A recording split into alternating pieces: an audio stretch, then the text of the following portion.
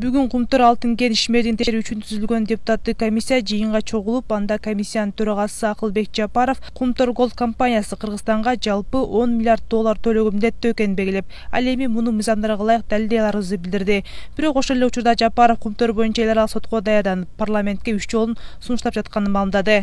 Тагыраагы Акылбек Жапаровдун айтымында юристтер эл аралык арбитражга даярдана берүүнү сунуш кылышкан. Бирок Акылбек Жапаров билдиргендей, эл аралык арбитражда териштирүү жарым жылдан 10 жылга чейин созулушу ыктымал.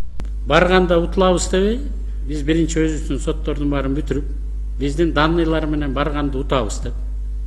Эгерде утпай калсак, утулушубуз мүмкүн дегенди эске алып турабы? А экөөнүн ортосунда переговор дагы бар да, мировое соглашение дегенчи. Аны дагы 3 жолду биз көрсөтүп атабыз да парламенткечи. Мурунку биздин президенттер менен өкмөттүн башчыларынын баары эле эл аралык сотко барсак утулабыз.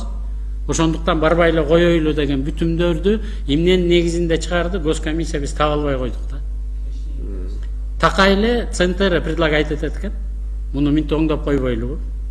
Муну салыкты фондко алмаштырып койбойлубу?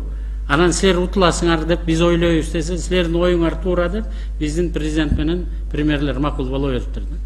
Эске сала кетсек, ушул жылдын 7 майда Бишкектин Октябрь райондук соту Кумтөр Голд компаниясынын Кыргызстандын экология мыйзамдарын бузганы үчүн мамлекетке 261 миллиард 719 миллион 674 миң сом керемте төлөп берүүгө милдеттендирген. Ал эми 6 майда Жогорку Кеңеште бул ишканага сырттан башкаруу киргизүү каралган мыйзам долбоору кабыл алынган. Бирок 8 майда Центр Голд билдирүү таратып, ишканага коюлган долбоор таптакыр негизсиз экенин, ал эми парламентте кабыл алынган мыйзам 2009 жылда макулдашууга карама каршы келерин айткан.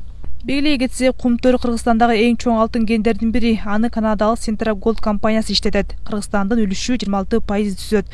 Бирок Кумтөрдүн айланасында 1990 жылдардан бери эле такай жаңжал орун алып, аны иликтөө максатында бир нече парламенттик жана өкмөттүк комиссия түзүлгөнү менен, бирок андан эч кандай майнап чыкпаганы сынга алынып келет.